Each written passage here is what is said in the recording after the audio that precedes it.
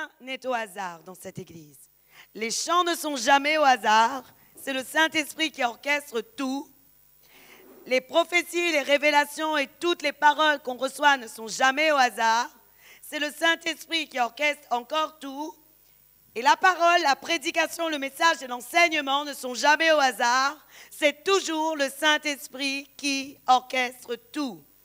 Et je vais te dire quelque chose. Si ce matin, Dieu donne cet enseignement, si ce matin, Dieu a utilisé ces chants, si ce matin, Dieu a parlé au cœur par des paroles de connaissance, par la prophétie ou des paroles de sagesse, je tiens à te le dire, c'est parce que Dieu a quelque chose à faire dans ta vie.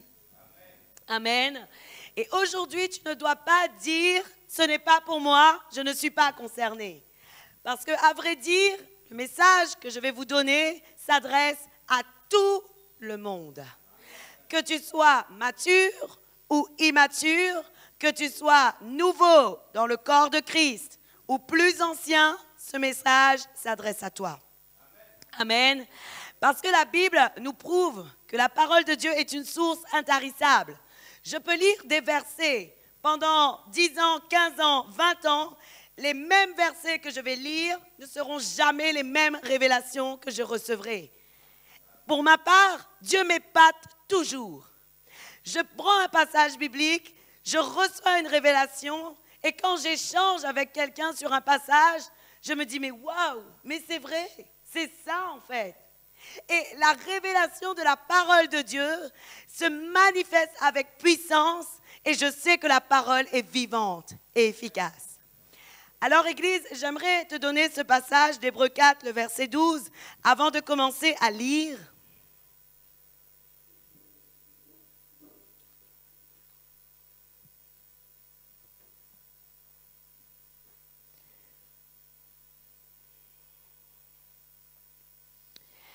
La Bible dit, car la parole de Dieu est vivante et efficace. Elle est plus tranchante qu'une épée quelconque à 2 tranchants, pénétrante jusqu'à partager âme et esprit, jointure et moelle. Elle juge les sentiments et les pensées du cœur. Amen. Parfois, on peut entendre un message et dire « ce message est dur ».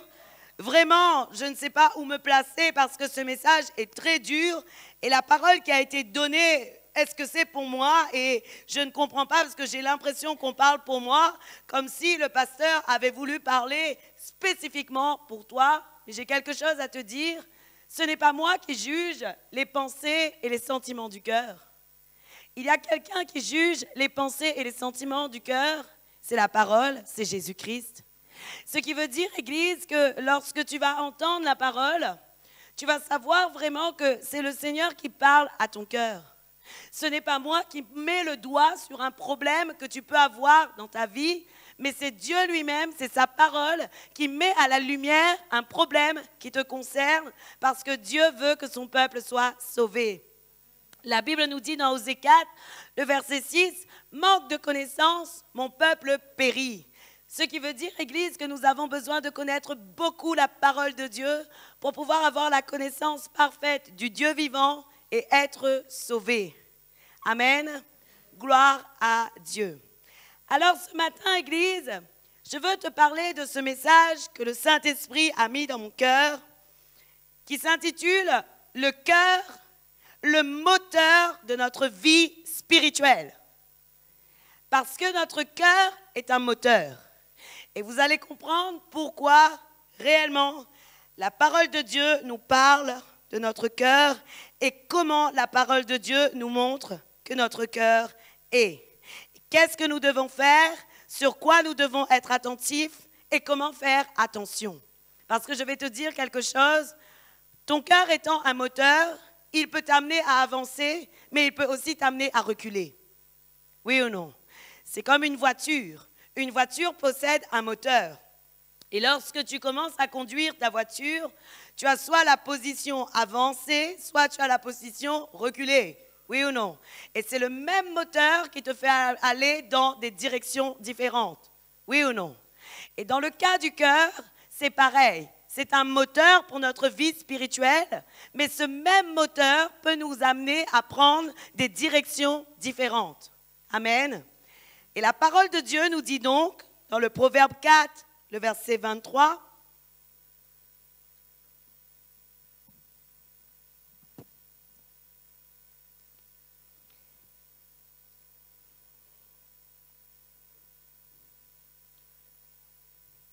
je vais vous lire la version Louis II d'abord. La Bible dit, « Garde ton cœur plus que toute autre chose, car de lui viennent les sources de la vie. » Amen. Dans la version Darby, qui est une version plus originelle de la parole de Dieu et qui est inspirée directement du grec ancien, la parole de Dieu nous dit, « Garde ton cœur plus que tout ce que l'on garde, car de lui sont les issues de la vie. » Dans la version second 21, la Bible dit, Louis II, la Bible dit, garde ton cœur plus que toute autre chose, car de lui viennent les sources de la vie. Mais dans la version Darby, la Bible dit, garde ton cœur plus que tout ce que l'on garde. En réalité, nous devons être attentifs, dans ce cas, au fonctionnement de notre cœur. Oui ou non? Parce que la parole de Dieu nous dit, dans une version, la Bible nous dit qu'il est une source. Dans une autre version, la Bible nous dit qu'il est une issue. Savez-vous, Église, nous utilisons des issues pour passer d'un endroit à l'autre. Oui ou non? Donc le cœur nous donne des possibilités de passage, des possibilités d'avancée, des possibilités d'action que nous pouvons avoir directement déjà en nous-mêmes. Mais ces actions peuvent être soit positives, soit négatives. Amen. Et la parole de Dieu nous dit aussi que c'est une source. Et nous savons tous ce qu'est une source, selon la définition française d'une source. C'est un lieu où une eau souterraine se déverse à la surface de la terre. Autrement dit, dans le cas de ton cœur, dans le cœur, la source, c'est tout ce qui jaillira de la profondeur de ton être. Ce qui veut dire, Église, que réellement, nous devons impérativement veiller à ce qui va jaillir de la profondeur de nous-mêmes. Amen. Gloire à Dieu. Église, tu as besoin de comprendre quelque chose. Pour moi, lorsque je lis Proverbe 4, le verset 23, je comprends que le cœur est alors une partie centrale de ma vie spirituelle. Le cœur est au centre de ma vie spirituelle. Et vous allez comprendre pourquoi. Dans le corps humain, le cœur est au centre du corps, oui ou non? Et dans le spirituel, le cœur est au centre de l'âme. Dans le physique, le cœur est au centre du corps, mais dans le spirituel, le cœur est au centre de l'âme. Et voilà pourquoi, Église, la parole de Dieu te dit, garde ton cœur plus que tout. La parole de Dieu nous dit dans Matthieu 12, le verset 35, retenez bien tout ce qui va vous être dit ce matin, parce que je vous assure que dans votre ministère, dans votre service, dans votre vie de foi avec Dieu, vous en aurez besoin. Amen. Et vous aurez besoin de mettre toutes ces choses en pratique. Amen. La parole de Dieu nous dit dans Matthieu 12, le verset 35. L'homme bon tire de bonnes choses de son bon trésor, de son cœur, et l'homme méchant tire de mauvaises choses du mauvais trésor de son cœur.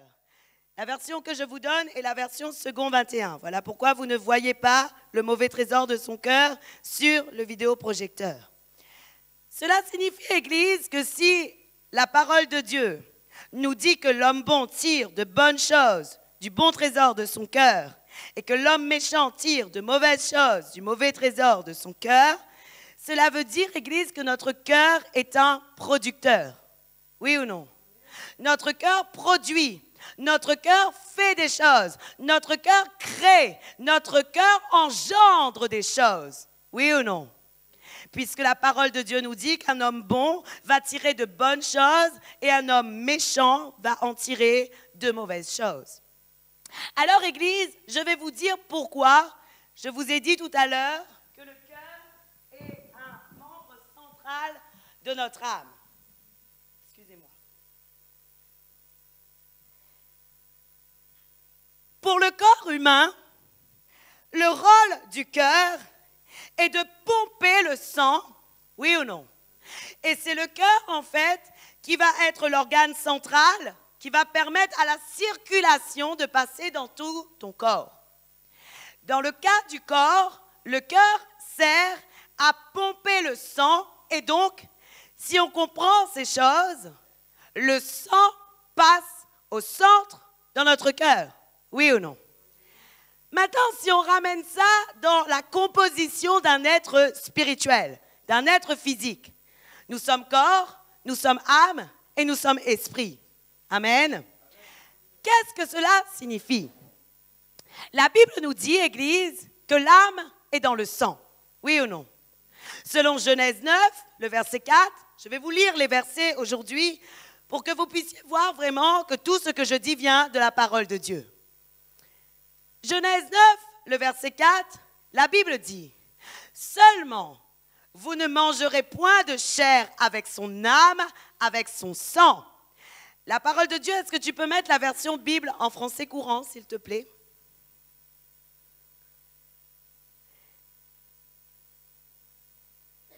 Le verset 4, toujours.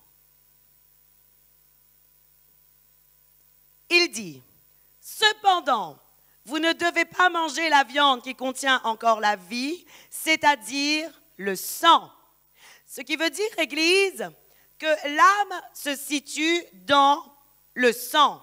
Amen. Notre âme, en nous, se situe dans notre sang. Et j'aimerais, Église, te dire quelque chose.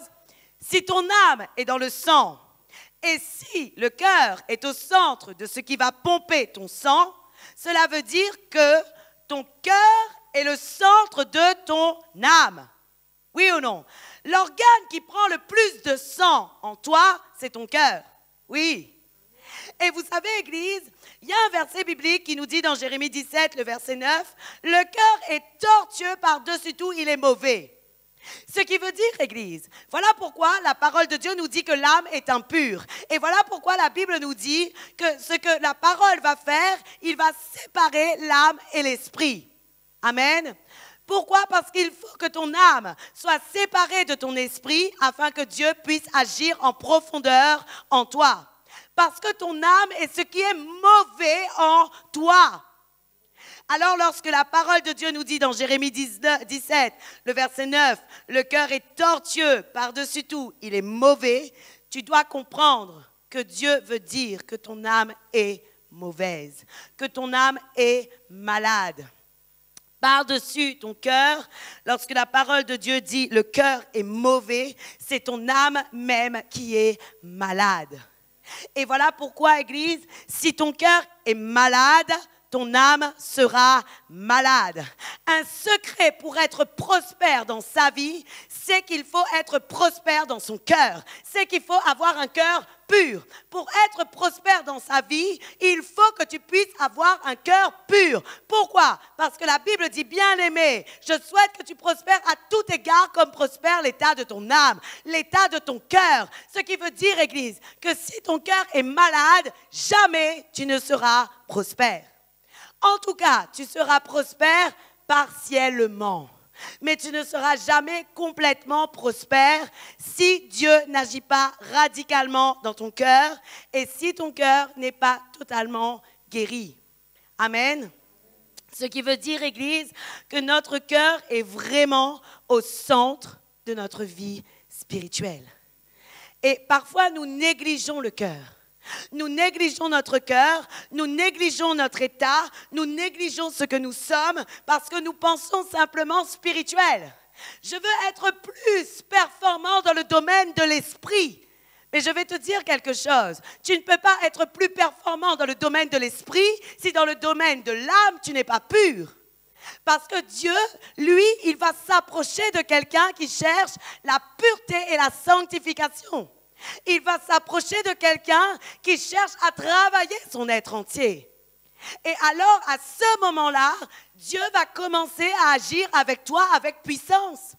Mais si ton cœur est impur, si en toi, il y a toutes sortes de choses mauvaises, n'attends pas d'être puissant dans le domaine de l'esprit. Parce que Dieu veut d'abord que tu puisses être transformé dans le domaine de l'âme. Amen. Ce que nous avons besoin vraiment d'entendre aujourd'hui, c'est que nous pouvons voir réellement, Église, que notre cœur est au centre aussi de nos sentiments. Et nous savons que l'âme, ce sont les sentiments. Oui ou non? L'âme, c'est tout ce qui est joie, tout ce qui est colère, tout ce qui est paix, tout ce qui est haine. Toutes ces choses viennent du cœur. Amen. Et donc, Église, nous devons vraiment veiller beaucoup sur notre cœur. Parce que sinon, nous allons créer des conséquences dans le physique et dans le spirituel. Il y a des gens, parfois, ils ne comprennent pas ces choses. Pourquoi? Ils disent, oui, mais moi, je suis pécheur, et si je demande à Dieu pardon, il me pardonne. Je suis tout à fait d'accord avec cela, Église. Parce que la parole de Dieu dit que si nous avouons à Dieu nos péchés, il est fidèle et juste et il nous pardonne. Mais cependant, le pardon est là. La miséricorde de Dieu est là. La grâce de Dieu est là, mais il y a quelque chose qui reste également.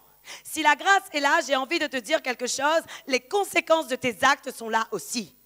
Les conséquences de tout ce que tu vas faire, bien que Dieu t'ait pardonné, bien que Dieu a fait grâce, bien que Dieu ne pense plus à tes fautes, les conséquences de tes actions, bonnes ou mauvaises, resteront toujours présentes. Et ce qui veut dire, Église, que nous devons vraiment veiller à faire et avoir des attitudes bonnes.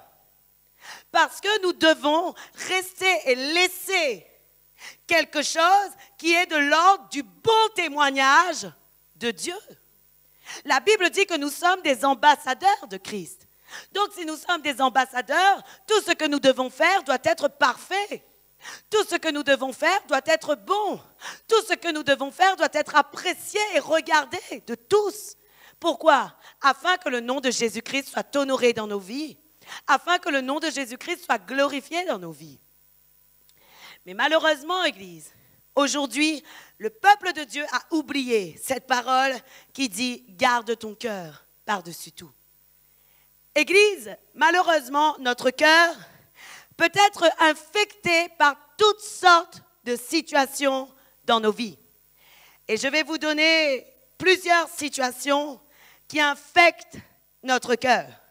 Il y en a 5 en tout que j'ai pu relever pour vous selon la parole de Dieu.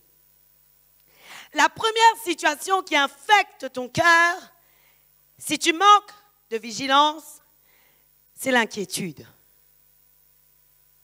L'inquiétude infecte le cœur.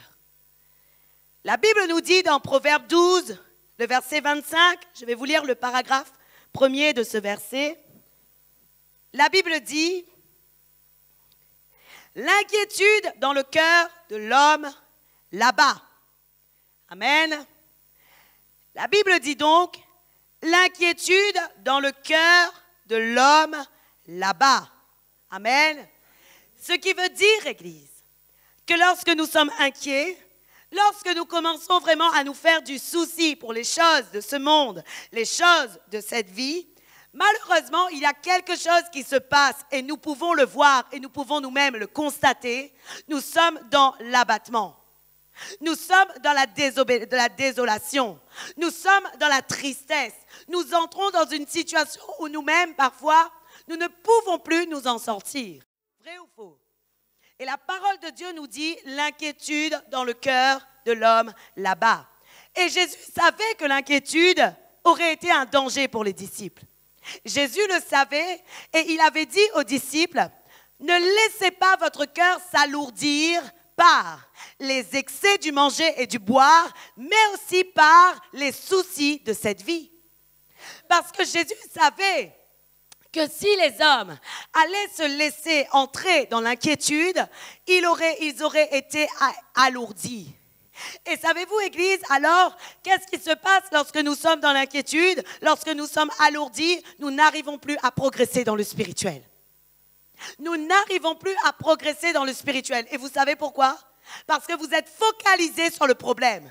Et comme vous êtes focalisés sur le problème, comme vous êtes focalisés sur la situation qui vous arrive, vous n'entendez plus les paroles que Dieu veut vous donner. Vous n'entendez plus et vous ne voyez plus la grâce de Dieu dans votre vie. Pourquoi? Parce que vous êtes inquiet, parce que vous êtes en train de méditer sur toute chose qui malheureusement ne devrait même pas prendre la moitié de votre attention. Nous n'avons pas besoin d'être dans l'inquiétude, Église. La parole de Dieu nous montre également que l'inquiétude est une situation qui nous empêche de prendre des décisions conformes à la parole de Dieu. La Bible nous montre, et je vais vous prendre l'exemple de Saül, qui voyait les Philistins venir dans 1 Samuel 28, le verset 5 à 7.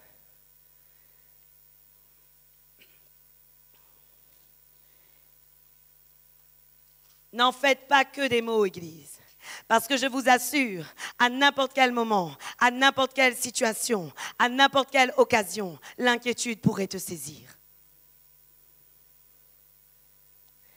La Bible dit dans 1 Samuel 28, à partir du verset 5.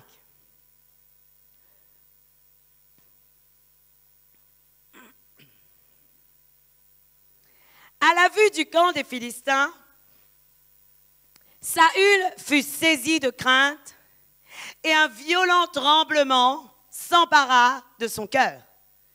Avez-vous déjà vécu ces choses? Vous êtes inquiet, tellement inquiet qu'un tremblement vient et survient en vous. Vous ne savez pas d'où ça sort. Je vais te dire quelque chose. Lorsque tu es dans cette inquiétude et que le tremblement entre en toi, ton cœur est en train d'être infecté. Et tu dois veiller à ces choses. Tu dois regarder si l'inquiétude emmène le tremblement en toi. Parce que je vous assure, lorsque vous êtes inquiet, même moi j'ai déjà vécu ça, il y a un tremblement qui se fait en moi et je ne comprends pas ce que c'est. J'ai envie de me maîtriser et je n'arrive pas. Pourquoi? Parce que l'inquiétude est entrée, a pénétré en moi. Et alors, qu'est-ce qui s'est passé? Il a saisi mon cœur, il s'est emparé de mon cœur. Cette inquiétude s'empare de mon cœur et me fait trembler. Et c'est grave, Église. Vous savez pourquoi c'est grave? Parce que la parole de Dieu nous montre qu'à ce moment-là, Saül n'a pas pris de bonnes décisions dans ce qu'il devait faire.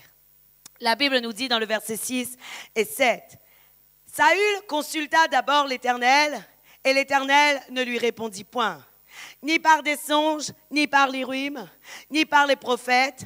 Et Saül dit à ses serviteurs, « Cherchez-moi une femme qui évoque les morts, et j'irai la consulter. » Ses serviteurs lui dirent, « Voici à Endor, il y a une femme qui évoque les morts. » Saül a fait quoi? Parce qu'il était tellement pressé d'avoir une réponse. Dans la situation qu'il vivait, il était même prêt à aller voir quelqu'un qui allait lui dire l'avenir. Il était prêt à aller voir une sorcière. Mais est-ce que c'est conforme à la parole de Dieu? Bien sûr que non. La Bible nous dit dans Deutéronome 18, le verset 10 à 12, je ne vais pas vous lire, mais la Bible nous dit qu'on ne trouve personne chez toi qui invoque les morts. Ce qui veut dire, Église, que ce n'est pas conforme du tout à la parole de Dieu. Pourquoi je vous montre ces choses? Parce que je crois que lorsque nous sommes dans l'inquiétude, si Dieu ne nous répond pas tout de suite, immédiatement, qu'est-ce que nous faisons? Nous cherchons d'autres endroits, d'autres situations, d'autres solutions par nous-mêmes. Oui ou non? Et ce n'est vraiment pas ce qu'il faut faire. Ce n'est pas ce qu'il faut faire. Pourquoi? Parce qu'à ce moment-là, tu prouves à Dieu que tu manques de confiance en lui. Et alors, qu'est-ce qui se passe? Quand Saül l'a fait, Saül a invoqué le mort, oui. Mais ce qui s'est passé ensuite, c'est que le mort l'a maudit. Et alors, à ce moment-là, il a eu tout de suite la mort sur lui et sur sa famille. Et aujourd'hui, j'ai quelque chose à te dire. Si, par exemple, Dieu ne te répond pas instantanément, reste dans la paix. Garde ton cœur dans la paix. Parce que le secret de l'inquiétude et le secret pour garder son cœur dans les moments de doute, dans les moments d'inquiétude, c'est la paix de Dieu. La Bible nous dit dans Philippiens 4, le verset 6 et 7. La parole de Dieu nous dit, ne vous inquiétez de rien, mais en toutes circonstances, faites connaître à Dieu vos besoins par des prières, par des supplications, par des actions de grâce. Et le verset 7 dit, et regardez bien, et la paix de Dieu, qui surpasse toute intelligence, gardera vos cœurs et vos pensées en Jésus-Christ. Ce qui veut dire, Église, que l'inquiétude ne doit pas venir saisir ton cœur pour le faire trembler, mais ton cœur doit être gardé par la paix de Dieu. Dans le premier cas que je viens de te citer, l'inquiétude ne doit jamais faire trembler ton cœur.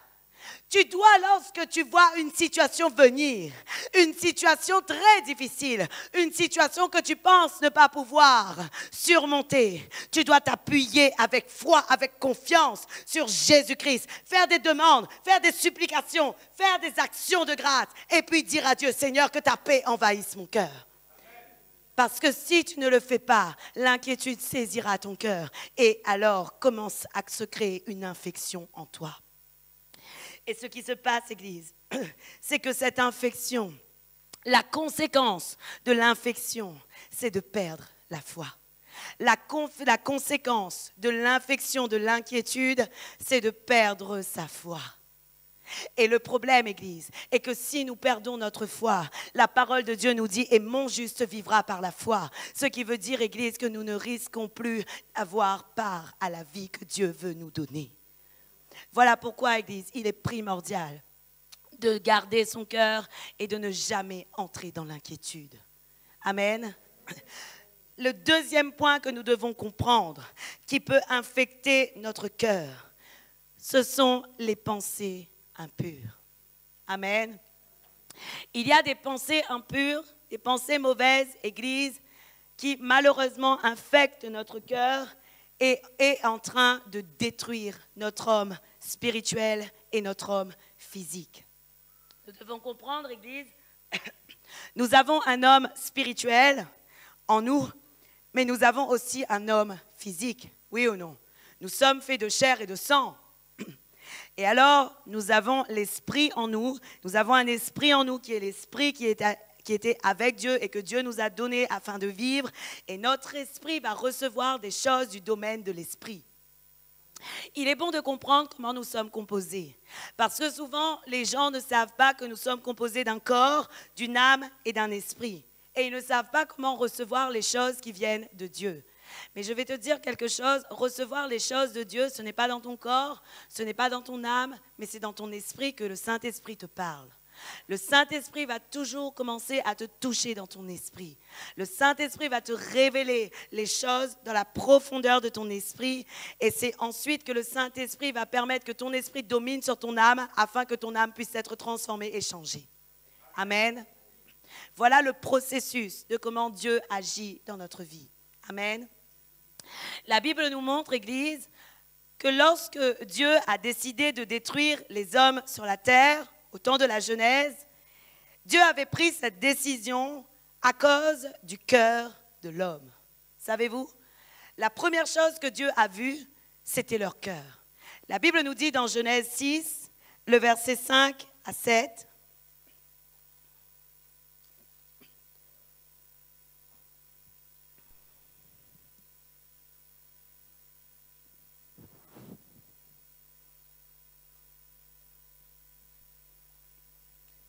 la Bible dit, « L'Éternel vit que la méchanceté des hommes était grande sur la terre et que toutes les pensées de leur cœur se portaient chaque jour uniquement vers le mal. L'Éternel se repentit d'avoir fait l'homme sur la terre et il fut affligé en son cœur. Et l'Éternel dit, « J'exterminerai de la face de la terre l'homme que j'ai créé depuis l'homme jusqu'au bétail, aux reptiles et aux oiseaux du ciel, car je me repens de les avoir faits. » Amen. La parole de Dieu, Église, nous montre que ce que Dieu a vu lorsqu'il avait pris la décision de détruire l'homme, de détruire la terre, de détruire tout ce qui se passait sous le ciel, la Bible nous dit, Église, que Dieu voyait d'abord la méchanceté du cœur de l'homme. Dieu a vu la méchanceté du cœur. Et c'est à cause de la méchanceté du cœur de l'homme que Dieu avait décidé de détruire la terre. Mais qu'est-ce qui s'est passé? Dieu a vu un homme pur qui était Noé. Oui ou non? Et alors, Église, j'ai besoin vraiment que tu puisses entendre aujourd'hui que tu ne dois pas te dire « Oh, ce n'est qu'une petite pensée » ou « Ma pensée n'a pas de conséquences sur les choses parce qu'en réalité, je ne l'ai pas dite, je ne les ai pas sorties, je ne les ai pas déclarées. » Mais je vais te dire quelque chose. Dans le domaine de ton être, dans le domaine de ton âme et dans le domaine spirituel, tu es en train de souiller la vie que Dieu veut te donner. Et comme tu es en train de souiller la vie que Dieu veut te donner, je vais te dire quelque chose, Dieu ne peut pas t'accorder ce que tu lui demandes. Et voilà pourquoi parfois, certaines personnes disent, mais je suis en train de vivre un combat spirituel parce qu'en réalité, je sais qu'il y a des bénédictions pour moi, mais je n'arrive pas à les saisir. Alors, je vais te dire quelque chose. Il y a deux solutions. Soit c'est vraiment un combat et normalement, lorsque tu as pris autorité au nom de Jésus-Christ, le combat s'arrête parce que Dieu dit, je vous ai donné le pouvoir et donc, tu peux recevoir ce que Dieu t'a donné. Soit ce n'est pas un combat, mais ça vient directement du cœur, de ton cœur, de la profondeur de ton cœur, puisque la parole de Dieu nous dit dans le psaume 66, le verset 8, le verset 15, « Si j'avais conçu l'iniquité dans mon cœur, le Seigneur ne m'aurait pas exaucé. » Ce qui veut dire, Église, que lorsque ton cœur est mauvais, lorsque tu as de mauvaises pensées en toi, Dieu ne peut pas t'exaucer parce qu'il y a l'iniquité dans ton cœur. Et ce que tu es en train de faire, tu es en train d'arrêter de progresser dans ce que Dieu veut que tu fasses. Lorsque tu as des mauvaises pensées, Église, ne les néglige pas. Parce que le Seigneur ne veut pas que tu puisses avoir des pensées impures. L'iniquité, excusez-moi, je rééteins parce que j'avais éteint pour ma gorge. L'iniquité ne nous permet pas de recevoir ce que le Seigneur veut nous donner. Et tu as besoin de comprendre, pensée mauvaise est égale à péché. Des pensées mauvaises, c'est aussi péché. N'est-il pas vrai que la parole de Dieu nous dit que celui qui regarde une femme en la désirant a déjà commis un adultère? Oui ou non? Ce qui veut dire, Église, que même la pensée de ton cœur, la pensée de l'homme, la pensée que tu as est quelque chose qui peut souiller ton être entier. Ce qui veut dire, Église, que tu dois vraiment être attentif à ce que tu as comme pensée. Et je vais vous donner le secret et comment faire pour veiller sur son cœur dans les pensées. La Bible nous dit dans Philippiens 4, le verset 8. Quand tu veilles sur ton cœur, tu veilles sur toutes les parties de ta vie et tu veilles sur tout ce qui est interne, mais également sur ce qui est externe. Parce que lorsque tu veilles sur ton cœur, tu veilles aussi sur ta tête puisque tu dois veiller sur tes pensées. Oui ou non? Amen. La Bible nous dit dans Philippiens 4, le verset 8. Au reste, frères, que tout ce qui est vrai, que tout ce qui est honorable, tout ce qui est juste, tout ce qui est pur, tout ce qui est aimable, tout ce qui mérite l'approbation, ce qui est vertueux et digne de louange, soit l'objet de vos pensées. Amen. Dieu dit, Église, que nous devons avoir des pensées qui sont vraies, des pensées qui sont honorables, des pensées qui sont justes, des pensées qui sont aimables, des pensées qui méritent l'approbation, des pensées qui sont vertueuses, des pensées dignes de louange et vraiment qui puissent être en nous. Amen. Et Église, j'aimerais te dire quelque chose.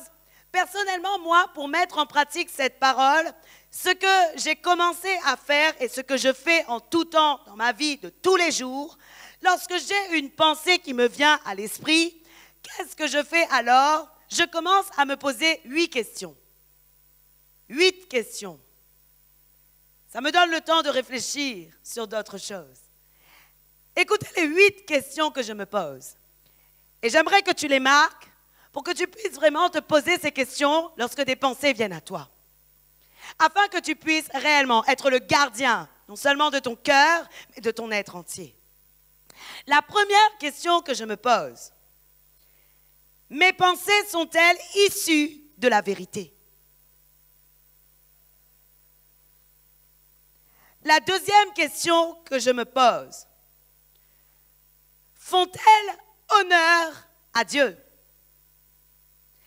La troisième question que je me pose, est-ce juste de penser cela?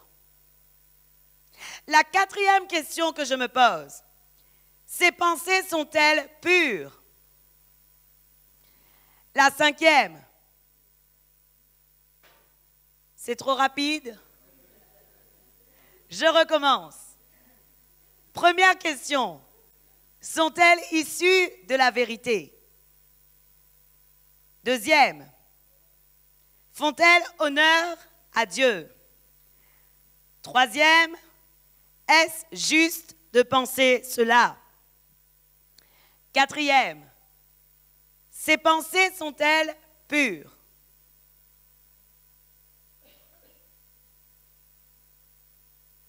Ma sœur Magali, on te redonnera un papier tout à l'heure. Cinquième, ces pensées sont-elles aimables? Sixième, Dieu les approuve-t-elle? Septième, est-ce de qualité morale? Et la huitième, est-ce que mes pensées sont louables? Et lorsque je commence à me poser ces 8 questions, en général, si dans les 3 premières questions, la réponse est négative, je commence à prendre autorité sur ces pensées et je leur dis, sors de ma tête, tout de suite. Parce que si, au bout de la première, au bout de la deuxième, au bout de la troisième, ou si dès la première la réponse est non, alors rejette ces pensées mauvaises. Parce que ce sont des pensées qui ne sont pas approuvées par Dieu. Et si tu rentres dans ces pensées, tu ne recevras pas ce que Dieu a à te donner. Ce qui veut dire, Église, que pour veiller sur ton cœur, il y a aussi des exercices à faire. Et les exercices que tu vas commencer à faire, peut-être qu'au début, ce sera vraiment scolaire. Tu vas commencer à te dire, mais est-ce que? Et ça deviendra ensuite un automatisme. Parce que ton esprit sera habitué à discerner quelles sont les pensées de Dieu, quelles sont des pensées honorables et quelles sont des pensées qui ne sont pas du tout honorables. Et à ce moment-là, dès que la pensée viendra et que tu vas faire le bilan et que tu vas comprendre que ce n'est pas une pensée digne de louange, tu vas commencer à l'évincer. À ce moment-là, tu vas la rejeter. Et alors, tu auras gagné quelque chose, Église. Tu auras gagné une victoire. Parce que tout ce que tu demandes, lorsque ton cœur est pur, t'est accordé. Tout ce que tu demandes, lorsque ton cœur est pur, lorsque ton cœur est vrai, lorsque tout ce que tu veux faire est conforme à la parole de Dieu, tout est accordé. Amen. Ce qui veut dire, Église, que nous devons impérativement veiller sur notre cœur en veillant sur notre pensée. Amen. La troisième chose qui peut infecter notre cœur, la colère. La colère est une infection de notre cœur. La parole de Dieu nous dit dans Genèse 27, le verset 41.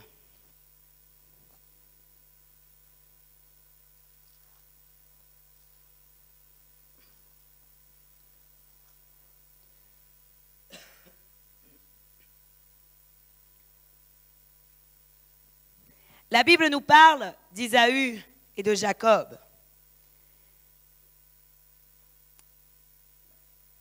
La Bible dit, Isaü conçut de la haine contre Jacob à cause de la bénédiction dont son père l'avait béni. Et Isaü disait en son cœur, les jours du deuil de mon père vont approcher et je tuerai Jacob, mon frère. Amen. Gloire à Dieu. La Bible, Église, nous parle d'Isaü et de Jacob. Savez-vous, Église, que Isaü est celui que lui-même avait vendu son droit d'aînesse? C'est lui qui avait vendu. Jacob lui a dit, écoute, vends-moi ton droit d'aînesse si tu veux manger ce que je suis en train de manger. Et lui, ne faisant aucun cas de ce que Dieu lui a donné, de la possibilité que Dieu lui avait donnée, qu'est-ce qu'il dit? Ok, comme je n'ai rien à manger, de toute façon, je vais mourir. Donc, il vaut mieux que je te vende mon droit d'aînesse. Mais qu'est-ce qui s'est passé? Isaü n'avait pas mesuré les conséquences de ses actes. Je fais une parenthèse sur ce passage. Ne méprise jamais ce que Dieu te donne. Ne va jamais donner tes bénédictions à quelqu'un d'autre. Lorsque quelqu'un te donne quelque chose, c'est ta bénédiction, garde-la. Ne donne jamais ta bénédiction à quelqu'un d'autre. Si Dieu met quelque chose dans ton cœur, fais que cela se fasse avec toi. Mais ne donne jamais ce que Dieu t'a donné comme richesse à quelqu'un d'autre. Parce que Dieu veut t'utiliser avec puissance. Amen. Gloire à Dieu. Et alors la Bible nous dit, je reviens sur l'enseignement, la Bible nous dit qu'Isaü, il a commencé à avoir de la haine dans son cœur. Il a commencé à avoir de la colère en lui. Et savez-vous, Église, qu'est-ce que la colère a produit en Isaü? La colère a produit un désir de mort. La colère a commencé à engendrer la mort. Autrement dit, la colère entraîne la production de la mort dans ton cœur. Ce qui veut dire, non seulement, peut-être que tu ne vas pas tuer celui qui est à côté de toi. Peut-être que tu ne vas pas tuer les conséquences ou des personnes ou des situations. Peut-être que tu ne vas pas agir directement dans le physique. Mais dans le spirituel, il y a une mort qui se crée. Dans le spirituel, une mort se crée. Ce qui avait commencé à être produit en bénédiction, tu es en train de le perdre parce que tu commences à faire entrer la colère en toi. Et comme tu es en train de faire entrer la colère en toi et que la colère vient du diable, à ce moment-là, tu es en train de te détruire spirituellement. Voilà pourquoi tu ne dois pas recevoir la colère en toi. D'ailleurs, je vais vous dire quelque chose. Selon la parole de Dieu, la colère est une porte d'accès pour que le diable te domine. La Bible nous dit dans Éphésiens 4, le verset 6, 26 et 27, la parole de Dieu nous dit, si vous vous mettez en colère, ne péchez pas, et que le soleil ne se couche pas sur votre colère. Regardez ce que le verset 27 dit.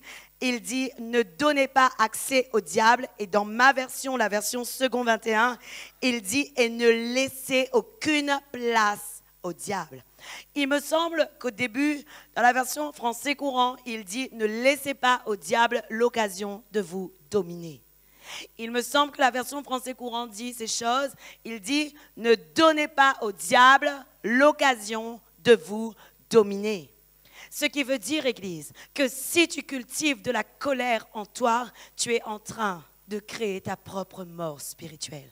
Alors que Jésus t'a donné la vie, alors que la parole de Dieu nous dit, vous étiez spirituellement morts, mais la compassion de Dieu est immense et il vous a redonné la vie par Jésus-Christ. Parfois, vous-même, votre attitude, votre haine, votre colère peut vous rendre mort spirituellement. Et alors, à ce moment-là, tu dis, je n'avance plus, je ne sais plus qu'est-ce qui se passe, je ne sais pas. Mais peut-être qu'en toi, tu as fait entrer une infection à un moment donné et à cause de cette infection, tu ne peux plus progresser. Ce qui veut dire, Église, qu'on doit vraiment discerner ce qui pénètre dans notre cœur. Parce que si à un moment, j'ai laissé s'installer la colère en moi, mais qu'après, tout d'un coup, je redeviens normal, mais que je n'avance plus, c'est parce qu'il y a une racine de colère qui est encore présente. Elle a infecté mon cœur. Savez-vous, Église, certaines maladies ne se voient pas de suite. Mais voyez vous-même, beaucoup de personnes font des AVC lorsqu'ils se mettent beaucoup en colère. Oui ou non? Beaucoup de personnes font des infarctus parce qu'ils se mettent beaucoup en colère. Qu'est-ce que cela veut dire? Cela veut dire que l'infection du cœur vient de leur attitude, de leur comportement. Et c'est à cause de leur attitude, de leur comportement, de leur manière d'agir que l'infection est là et que le cœur se gangrène. À ce moment-là, qu'est-ce qui se passe? La colère domine ton cœur, le diable a pénétré en ton cœur et il commence à serrer afin de te faire mourir. Vous comprenez le processus de comment l'ennemi agit et de ce que nous devons faire pour veiller sur notre cœur. Amen. Gloire à Dieu. Dans ce cas, Église, tu dois vraiment demander à Dieu une portion du fruit de l'esprit qui est la maîtrise de soi. Dans ce cas précis, pour pouvoir vaincre la colère, le secret pour vaincre la colère, tu dois garder la paix en tout temps, oui. Les pensées de colère ne doivent pas t'infiltrer, ne doivent pas pénétrer en toi et donc la paix de Dieu va rester dominante dans ta vie. Mais tu dois aussi demander au Saint-Esprit une portion du fruit de l'Esprit qui s'appelle maîtrise de soi. Parce que si tu ne reçois pas maîtrise de soi, je suis désolée de dire, tu peux être chrétien, mais si ton cœur est infecté, ta vie sera infectée et des conséquences pourront agir en toi.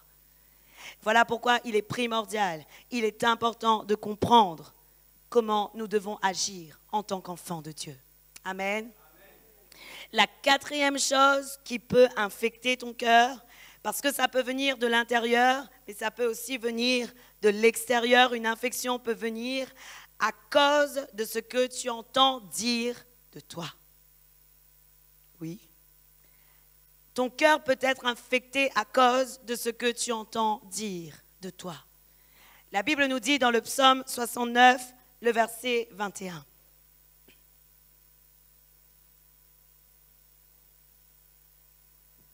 Je veux m'adresser aux jeunes aujourd'hui par rapport à ce passage. Pourquoi aux jeunes? Parce que si vous regardez aujourd'hui ce qui se passe dans les établissements, il y a des jeunes parfois qui se donnent la mort. Il y a des jeunes parfois qui se suicident. Et vous savez pourquoi? À cause de persécutions d'autres jeunes. Parce qu'il y a eu des mots blessants qui ont été dits. Parce qu'il y a eu des choses blessantes qui ont été faites, parce qu'ils ont été humiliés, parce qu'ils ont vécu l'humiliation. Qu'est-ce qui se passe?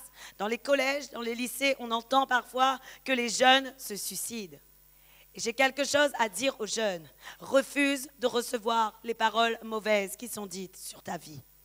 Parce que la parole de Dieu nous dit dans le psaume 69, le verset 21, « L'insulte me brise le cœur et je suis anéanti.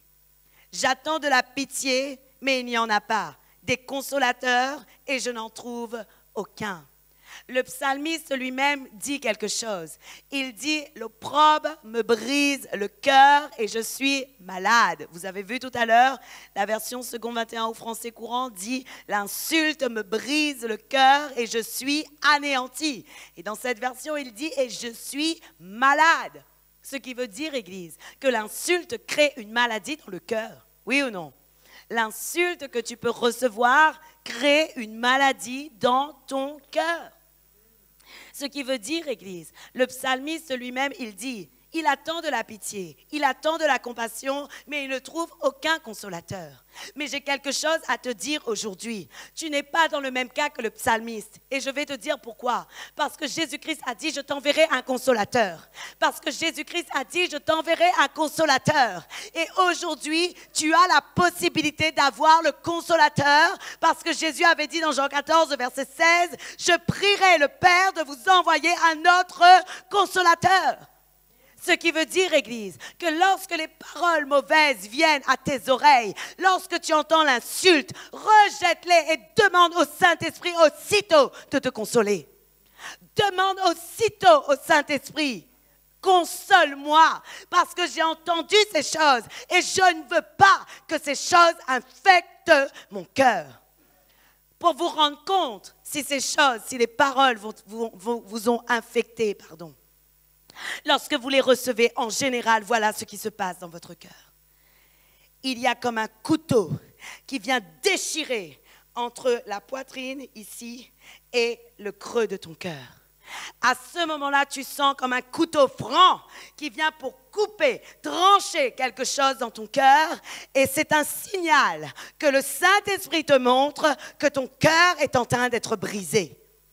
C'est un signal que Dieu utilise afin de te montrer qu'il y a une blessure qui a atteint ton cœur. À ce moment-là, Église, ordonnez à votre âme de louer Dieu. Ordonnez à votre âme de se nourrir en Dieu. Ordonnez au Saint-Esprit, dites au Saint-Esprit, parlez au Saint-Esprit, ne lui ordonnez pas. Parlez au Saint-Esprit et dites au Saint-Esprit, console mon cœur, je t'en supplie. Console mon cœur parce que je sais que tu es le consolateur. Amen.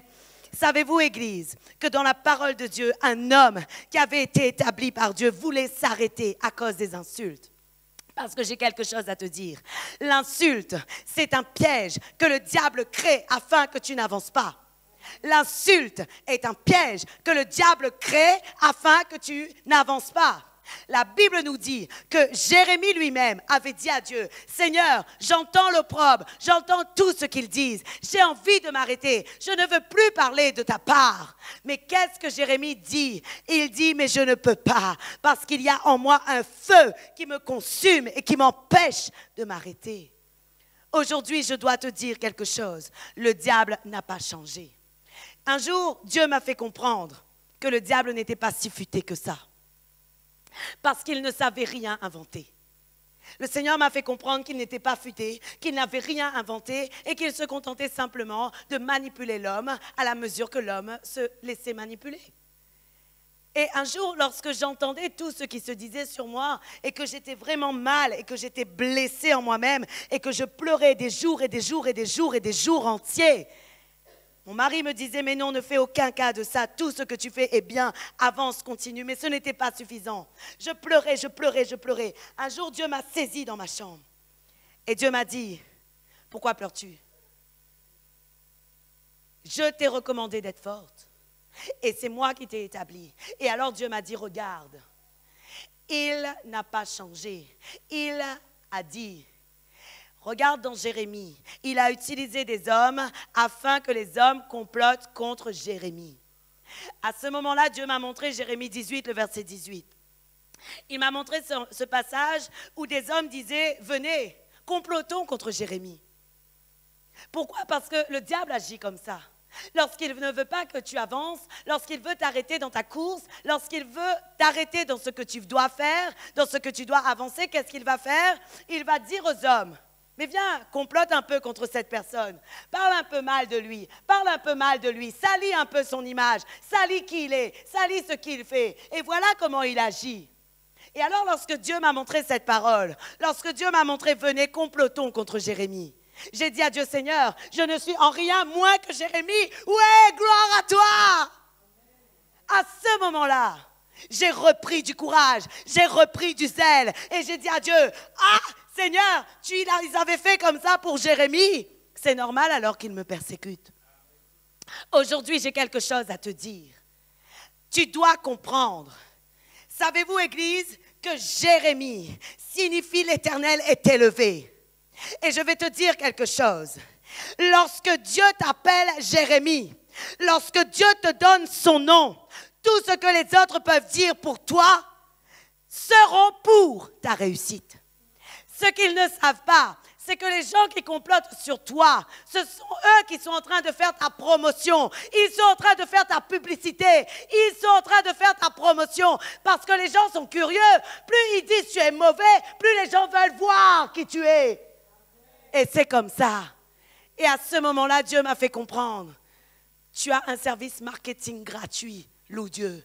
J'ai dit, Seigneur, ouais, gloire à toi. Et je dois te dire quelque chose, Église. Si quelqu'un parle mal de toi, tu as un service marketing gratuit. Des gens payent, des personnes, des mass market et toutes sortes de choses pour faire des pubs. Mais toi, gratuitement, Dieu te donne un service marketing. Waouh, c'est merveilleux. Et ce qui est merveilleux, Église, c'est que le Seigneur t'élèvera malgré tout ce qui se dit contre toi. Malgré tout ce qui est dit contre toi, Dieu t'élèvera. Parce que s'il t'a appelé, l'Éternel est élevé, ce n'est certainement pas pour que tu sois écrasé. Aujourd'hui, Église, nous avons simplement besoin de veiller sur notre cœur, sachant que nous appartenons à Dieu. Et voilà ce que la parole de Dieu nous dit. La Bible nous dit dans Ecclésiaste 7, le verset 21, voilà ce que la Bible dit. Et à ce moment-là, après avoir eu cette révélation de la part de Dieu, Dieu m'a dit maintenant, voilà ce que tu vas faire.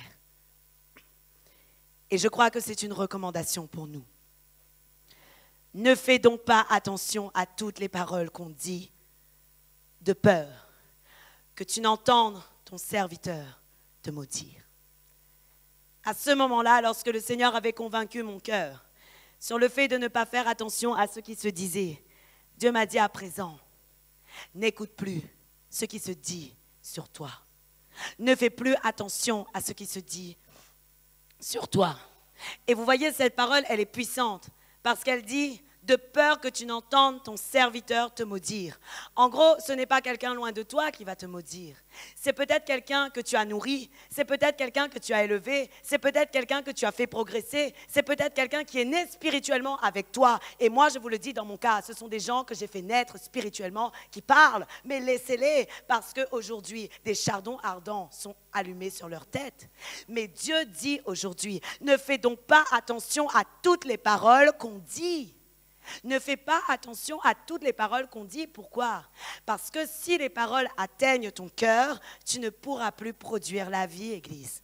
Si les paroles qui sont dites sur toi atteignent ton cœur, tu ne pourras plus donner de l'amour, tu ne pourras plus donner de la paix, tu ne pourras plus donner de la joie, tu ne pourras plus donner ton attention, tu ne pourras plus donner ton affection. Et à cause de ça, tu vas commencer à créer des murailles parce que tu ne voudras pas être déçu. Et donc, les hommes ne pourront pas avoir accès à toi. Je parle avec un grand H. Les personnes ne peuvent plus avoir accès à toi parce que toi-même, tu te protèges. Et ça, c'est un danger. Vous savez pourquoi? Parce que Dieu nous a appelés à avoir de la compassion. Dieu nous a appelés à avoir de l'amour. Dieu nous a appelés à produire dans la vie des autres. Et si Dieu nous appelle à produire, si Dieu nous appelle à donner de la vie, si Dieu nous appelle à apporter de la vie dans la vie de l'autre, cela signifie, Église, que notre cœur doit être totalement ouvert et que notre cœur doit produire des sources de la vie. Amen. Voilà pourquoi, Église, tu ne dois plus entendre toutes les paroles prononcées qui sont mauvaises contre toi, mais tu dois aujourd'hui faire autre chose, accepter de ne recevoir que des paroles agréables. Un jour, Dieu me disait, comment se fait-il que tu prends le temps d'entendre tout ce qui se dit de mauvais sur toi et que les personnes qui sont proches de toi, qui t'aiment et qui font l'éloge de ce que tu fais, tu ne les entends pas? À ce moment-là, j'ai dit à Dieu, c'est vrai en fait. Je ne fais même pas attention à ce que les gens peuvent dire de bien, mais j'écoute simplement le mal qui se dit. Comment mon âme peut être nourrie? Comment mon âme peut être vraiment touchée? Comment mon âme peut être comblée si je n'écoute que de mauvaises choses? C'est impossible. Voyez vous-même, Église, lorsque vous avez dans votre famille une personne qui vous déteste, qui vous méprise, vous allez garder votre attention sur ces choses. Peut-être qu'il y a 50 personnes qui t'aiment et dans la famille, il y a une personne qui ne t'aime pas. Dans les 50 qui t'aiment, tu ne vas pas faire attention à ce qu'ils disent. Mais parce qu'une personne ne t'aime pas, tu n'es pas bien parce qu'elle ne t'aime pas. Mais c'est elle qui a un problème. Cette seule personne ne m'aime pas alors que 50 m'aiment. Oui ou non? Mais c'est comme ça, Église. Nous devons apprendre à regarder vraiment comment Dieu nous montre les choses aussi. Comment se fait-il? Nous sommes tournés sur la seule qui nous déteste. 50 nous aiment, une nous déteste, et c'est là, celle qui nous déteste, que nous regardons. Mais voilà, la Bible nous dit dans Proverbe 16, le verset 24.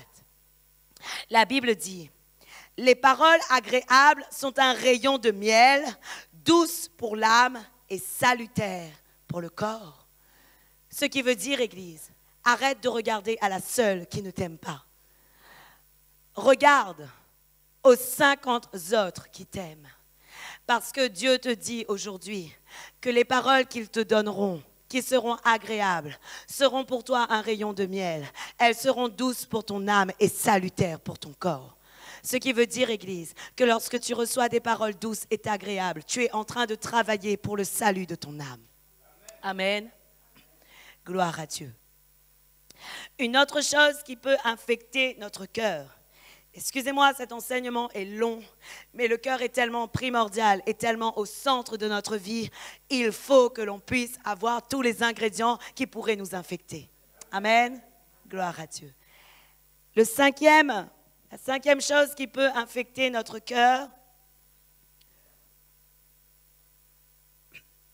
c'est lorsque nous entrons dans la déception quand nous ne recevons pas ce que nous avons demandé à Dieu.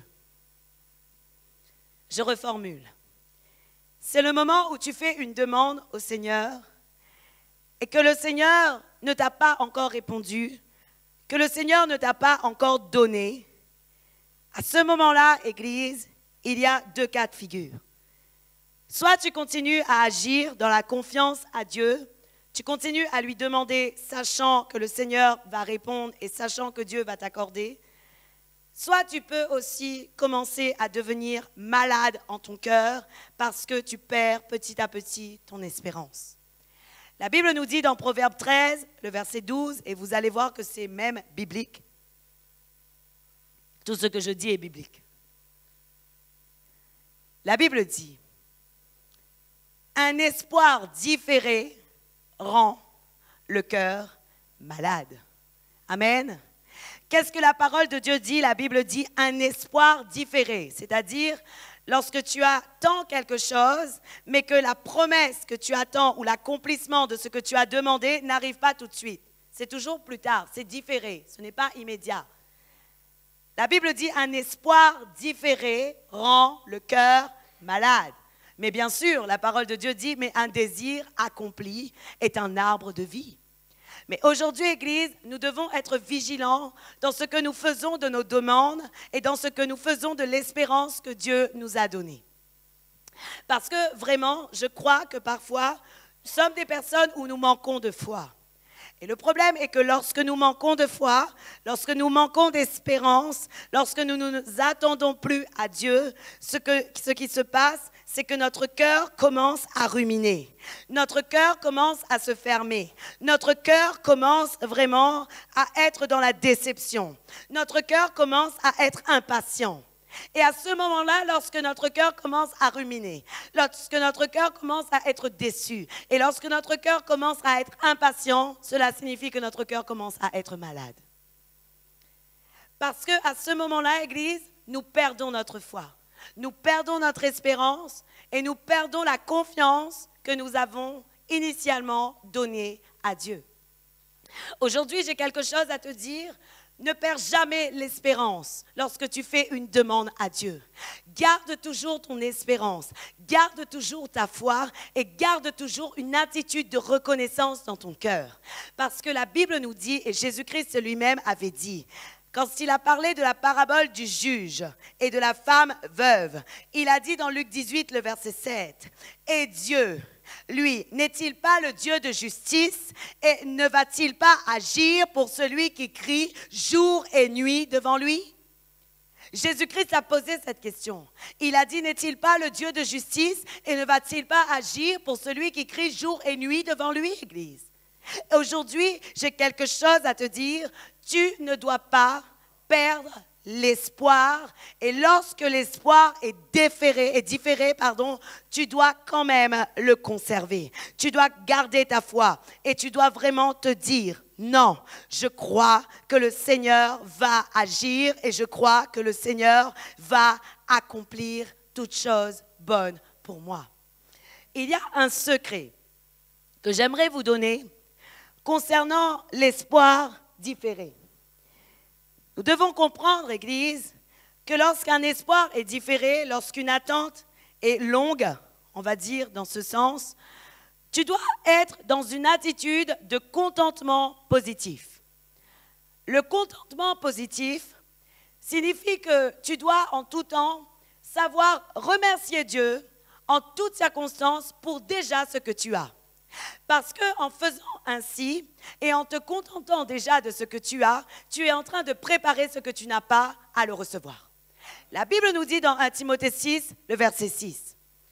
J'aimerais vraiment la version Louis II. Il dit ceci.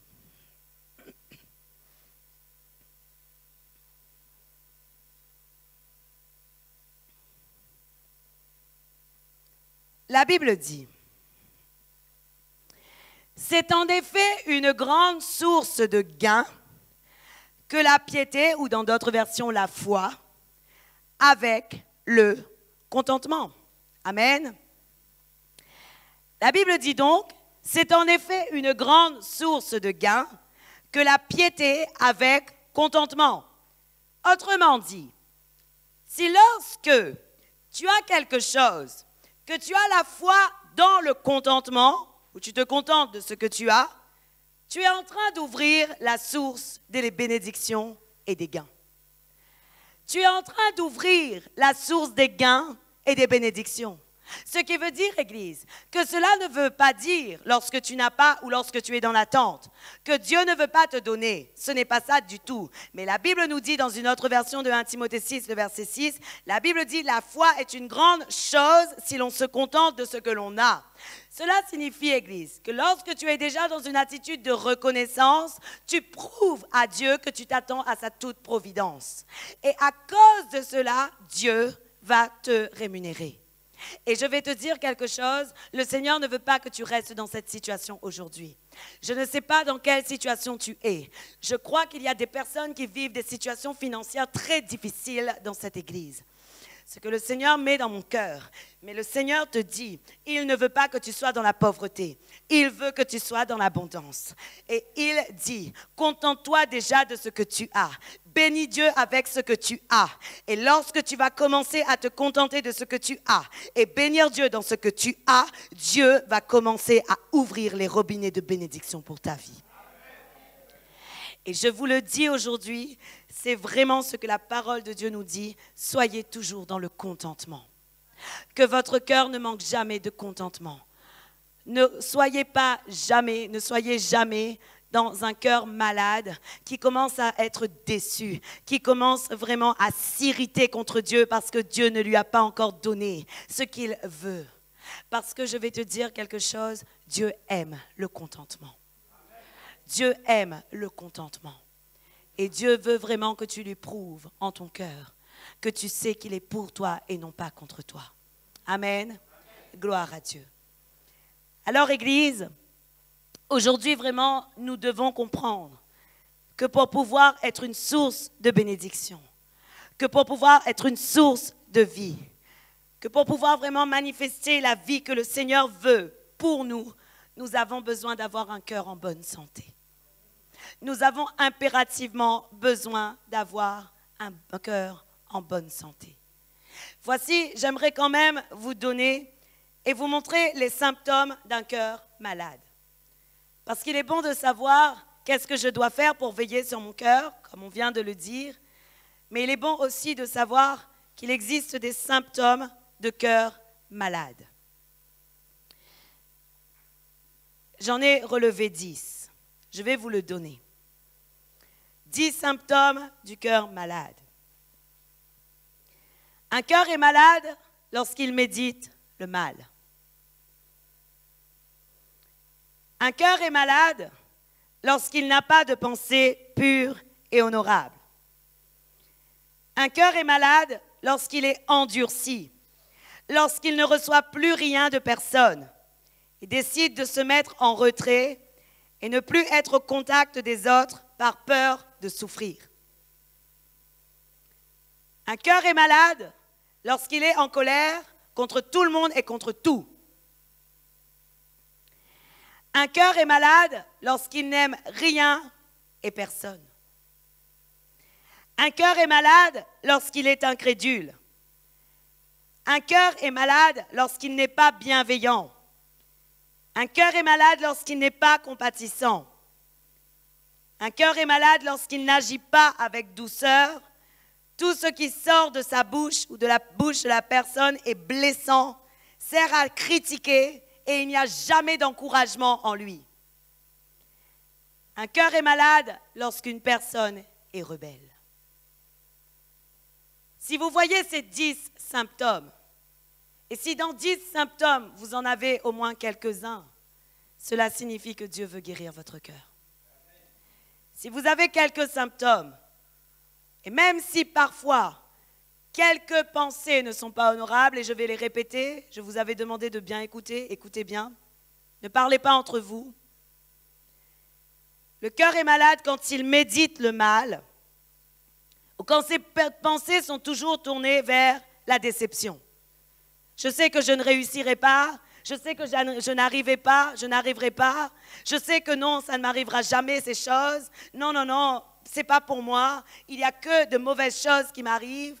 C'est un cœur malade qui parle comme ça. Un cœur est malade lorsque ses pensées ne sont pas honorables. Mes pensées vont et vaguent à toutes sortes d'occupations. Mais jamais j'ai des pensées pures, Jamais j'ai des pensées tournées vers le bien.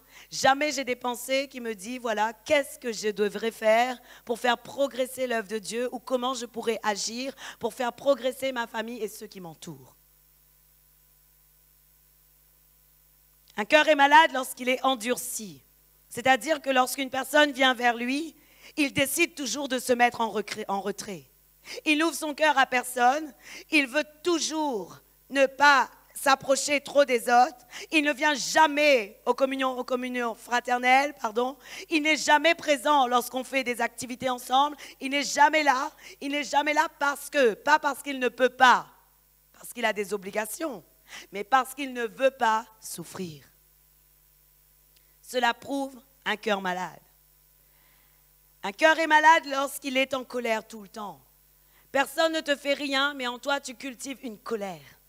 Tu as toujours envie de te venger. Tu as quelque chose, vraiment, tu ne comprends pas. Il y a quelque chose en toi qui est énervé. C'est un symptôme de cœur malade. Un cœur est malade lorsqu'il n'aime rien ni personne. Et vous savez, Église, beaucoup d'entre nous, nous n'aimions pas les gens. Oui ou non? Pourquoi? Parce que nous ne nous aimions pas nous-mêmes. La plupart du temps, c'est ça. Un cœur est malade lorsqu'il est incrédule. Il manque de foi. Un cœur est malade lorsqu'il n'est pas bienveillant. Un cœur est malade lorsqu'il n'est pas compatissant. J'aimerais vous dire quelque chose. Un jour, je disais à Dieu, Seigneur, comment se fait-il? Ça fait longtemps. Je disais à Dieu, Seigneur, comment se fait-il que lorsque je vois une personne malade, une personne mal dans la rue, je n'ai pas de compassion? Parce que je vais vous dire quelque chose.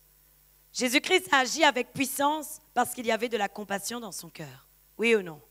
Et la Bible nous dit qu'à chaque fois que Jésus voyait quelqu'un qui était mal, il avait compassion et à cause de cette compassion, les choses commençaient à se produire avec puissance dans la vie de celui qu'il a vu et qu'il a rencontré.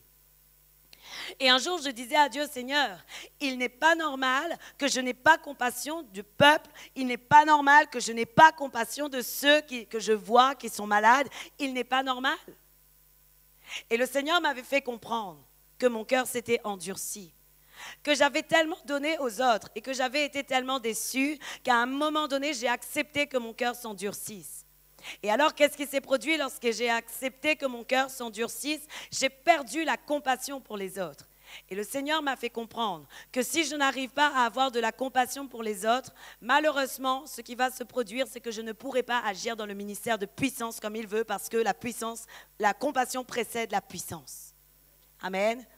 Ce qui veut dire, Église, que si aujourd'hui tu n'as pas de compassion pour ceux que tu vois dans la rue, qui manquent de nourriture, qui manquent de vêtements, qui n'ont rien, pour les gens qui t'entourent, pour les familles qui t'entourent, pour les familles où vraiment tu vois de la difficulté, cela prouve que ton cœur a commencé à être endurci. Parce que forcément, nous devons avoir de la compassion en nous. Amen. Gloire à Dieu. Un cœur est malade lorsqu'il n'agit pas avec douceur. Et comme je vous ai dit, je vous ai expliqué, il dit, tout ce qui sort de la bouche est pour blesser, pour critiquer, pour décourager. Vous savez, il y a des gens vraiment, à chaque fois que tu leur parles, c'est toujours pour te dire, mais non, ne fais pas ça, ça ne va pas réussir. À chaque fois que tu leur parles, c'est toujours pour te dire, mais non, si tu fais ça vraiment, tu vas commencer à avoir des ennuis, tu vas commencer à avoir des soucis, et jamais c'est positif, jamais. Et malheureusement, je te le dis, c'est un cœur malade qui te parle. Tu ne dois pas écouter des cœurs malades. Tu es appelé à écouter des cœurs sages et des cœurs purs. Amen. Gloire à Dieu. Un cœur est malade, enfin, lorsqu'une personne est rebelle. Lorsqu'il y a de la rébellion dans le cœur, lorsqu'une personne est incapable de se soumettre à l'autorité qui est conférée devant lui, quelconque, que ce soit dans l'église, que ce soit à l'extérieur, que ce soit dans le travail, que ce soit une quelconque autorité et tu n'arrives pas à te soumettre, cela prouve un cœur rebelle et donc un cœur malade. Ce qui veut dire, Église, que si nous discernons ces choses, nous devons impérativement demander à Dieu un cœur pur. Parce que le psalmiste lui-même, dans le psaume 51, le verset 12, disait « Ô Dieu, crée en moi un cœur pur et rends-moi un esprit bien disposé. » Amen.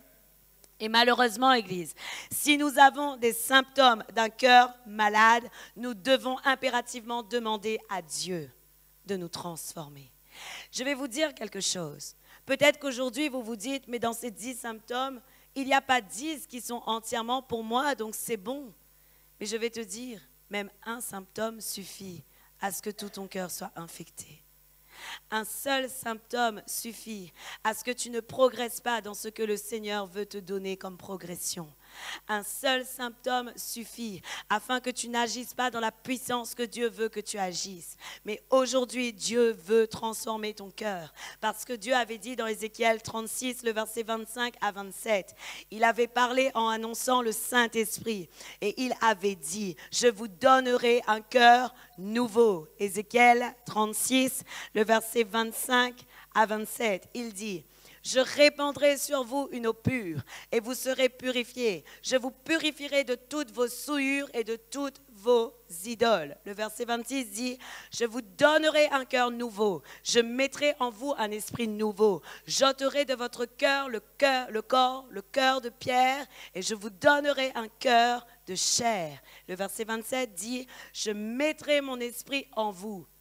Et je ferai en sorte que vous suiviez mes ordonnances et que vous observiez et pratiquiez mes lois. Amen.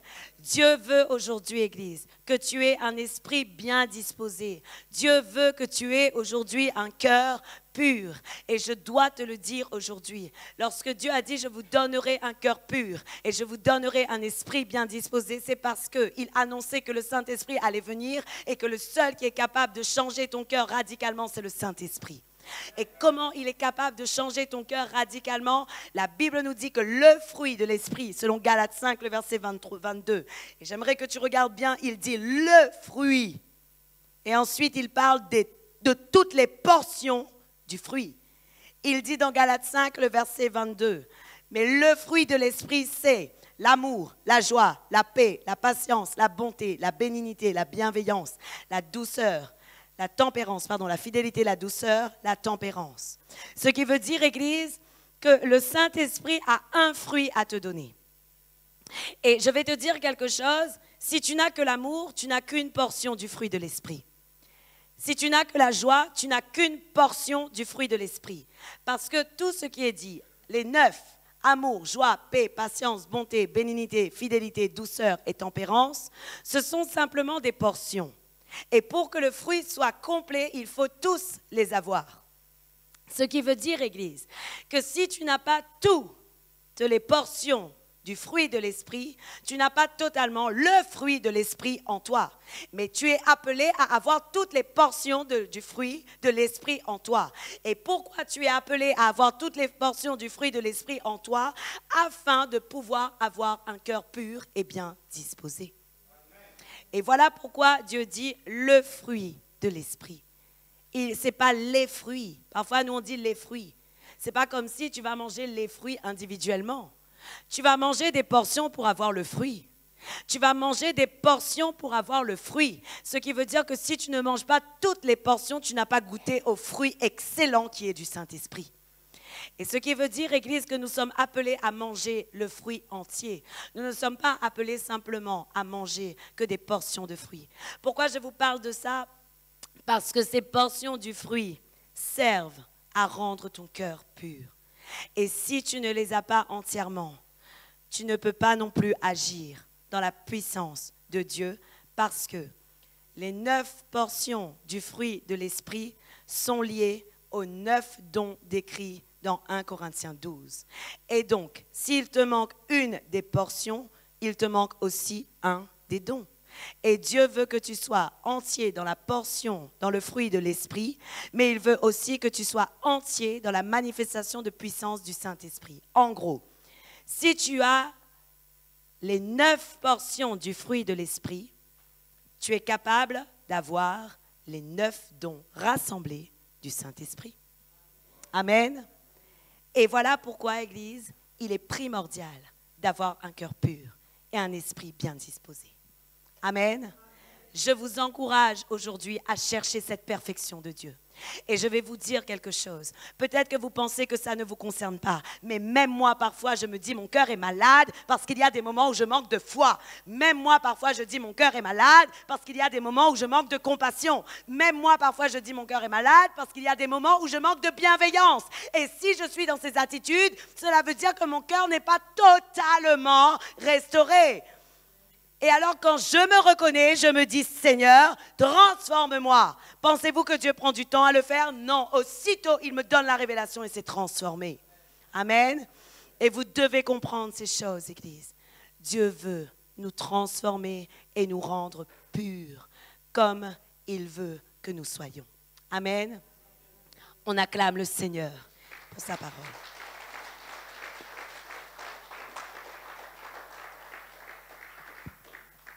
Amen. On va se lever et on va glorifier le Seigneur ensemble. On va appeler vraiment à la puissance du Saint-Esprit de se répandre sur nous, afin que le Saint-Esprit touche nos cœurs. Comprenez maintenant pourquoi je vous ai dit que Dieu veut toucher les cœurs ce matin? Vous comprenez pourquoi je vous ai dit que le Saint-Esprit veut toucher les cœurs ce matin? Parce que le Seigneur veut vraiment que nous soyons purs. Le Seigneur veut vraiment que nous soyons des êtres purs. Amen. Venez à la louange, on va chanter, on va...